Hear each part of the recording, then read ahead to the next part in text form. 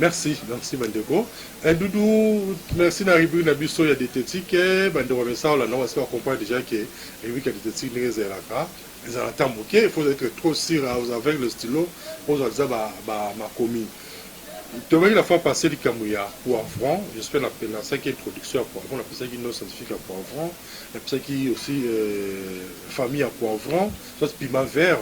Là-bas, ils ont la vitamine A, la vitamine C, ils ont la flavonoïde, ils ont aussi la vitamine C à poivron, soit la piment vert, ils ont 4 fois, qui est à lait citron. Là-bas aussi, qui a aussi la flavonoïde, ça veut dire que Azo peut agir comme un anti-inflammatoire moko yamakase et puis Azo protéger le système circulatoire. Donc, makila pour les cas très bien. Mais le nord, côté rapidement la maladie traitée par les poivrons, il va d'abord que poivron, tant aux liés à poivron, on te dit piment vert.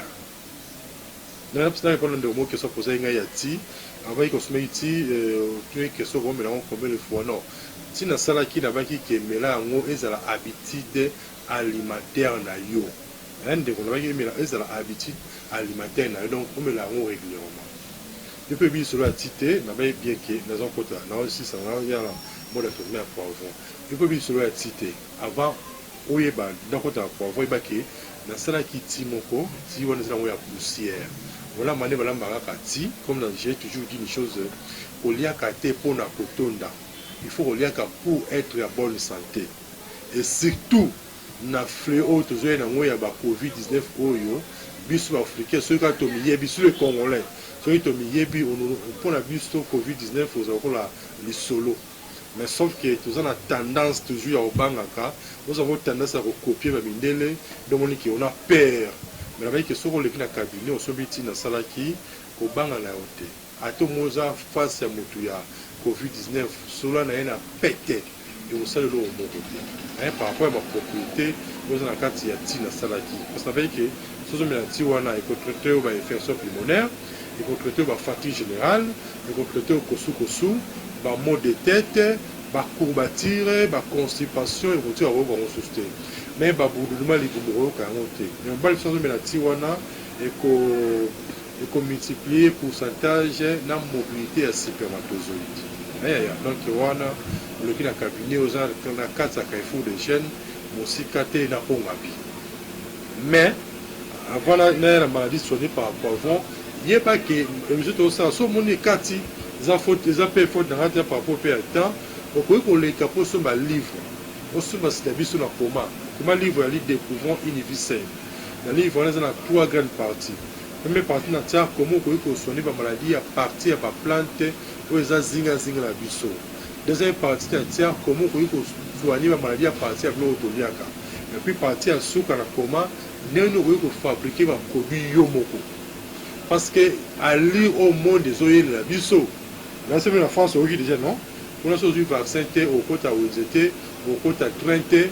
Si vous avez maladie, puis vous avez l'hôpital pété parce que vous avez un passe sanitaire. Donc déjà, nous devons être très prudents.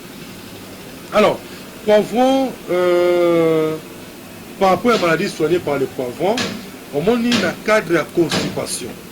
Si vous avez la constipation, et faire relire un mini poivron à cause de laxatif. Quand je parle de laxatif, c'est un aliment qui permettra à Moutou à se la sans problème.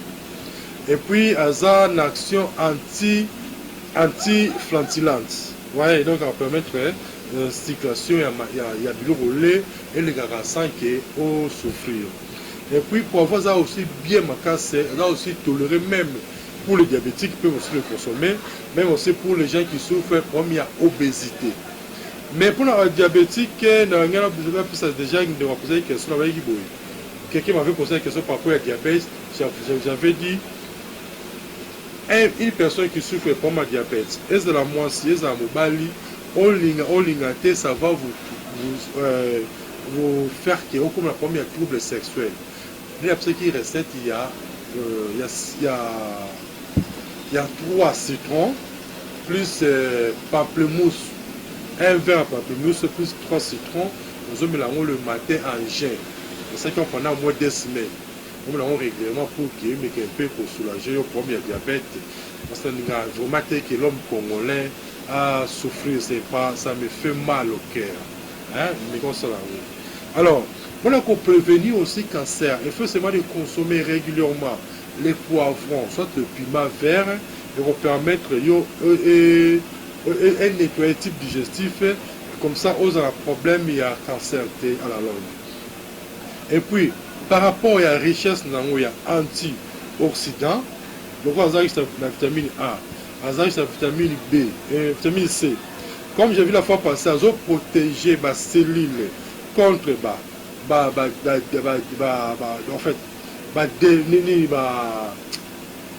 fait, pour que la cellule B batte, pour que la cellule B donc dégénération. Pour que c'est les bébés, le roi pour avancer na biso des autres permettre consommation habituelle il y a poivron et pour éviter surtout problème il y a moutou à vieillir avant. Là nous sommes naé dudu, là nous sommes au mon naé azana et mon amuké. Mais abinu kwa mukulu mukoboye parce que c'est les commis trop faibles. Mais notre cause est pluricellulaire. Directement, je voulais encore chuter pour dire que na moutou a promis à mise. Pour éviter pour ma glaucome, pour éviter pour ma mise, comme j'avais dit par rapport à l'ingrédient, il faut lire au moins 2 ingrédients le matin, 2 ingrédients le soir. Mon ingrédient non, on est en mi bain à tongo, mi bain à pourquoi. Même pour les hommes qui ont le problème de spermatozoïdes, il faut lire qu'un ingrédient régulièrement. Mais là-bas aussi, ceux qui ont le cabinet dans la casa Carrefour des jeunes, on se matin à Salaki, papa, balambelo pour que tu as la sango. Tu 2 cuillères à soupe. Vous avez poussé là. Vous 2 cuillères à soupe. Vous avez mis pour que ça va vous aider très bien. Mais, suivez-moi très bien. Quelqu'un m'avait posé une question. Vous faites je peux soigner. Oui, je soigne. Vous avez dit quelconque. Vous avez tambolé aussi la télé dans le cabinet. Dans le cabinet, la Carrefour des jeunes pour cela. Ce sont des conseils, en plus au conseil. Vous avez un peu de traitement dans le traitement pour que vous ayez la bonne santé. Monique rubrique aux arnaques moqué non c'est vrai que même livre ça qui a là-bas toujours des sonimi ceux qui disent yo congolais particulièrement quinois aux a pour mettre tous les sexuels c'est honteux ça dans le premier livre aux alliés alimentation pour éviter les troubles sexuels on les capte dans le cabinet soumis de bisouana pour que et au salaire au bablo le ka pose un premier trouble sexuel parce que ça a sonné là, il y a un club où vous avez un moment où camarade. C'est pas bien, donc il faut que le cabinet. Mais, conseil d'avis que il y a au moins 2 ingrédients le matin, 2 ingrédients le soir pour le papa. Demain, pour la première mise pour la première trouble sexuel, il faut le consommer régulièrement. Mais pour la première Congo passe, il faut le consommer. Le cabinet, numéro de téléphone, la personne déjà 081 81 14 3 6 5 081 81 14 3 6 5 ou bien 089 62 68 038. Là on est dans le cabinet pour consommer mais pour l'instant ça a le droit de dire qu'il y a poivron on va casser un poivron on va casser un pipi nyonso pour qu'on soit 20 feuilles aux 20 feuilles on va casser un pipi pour tout ça au sanguinalia qui manque, au petit parti, dans le cadre de troubles sexuels. On le met pendant 5 jours. 20 feuilles à Makasa Pipi, au touti, aux huiles maquis, aux jaune d'œuf, au petit en pâte. Maman qui a associé à fermeté, maman qui a associé à Congo, au petit en pâte ensemble, on met pendant 5 jours. Tant que ça nous rapporte. Pendant 5 jours seulement, ce sont mes larmes, comme ça, mais beaucoup de la maman.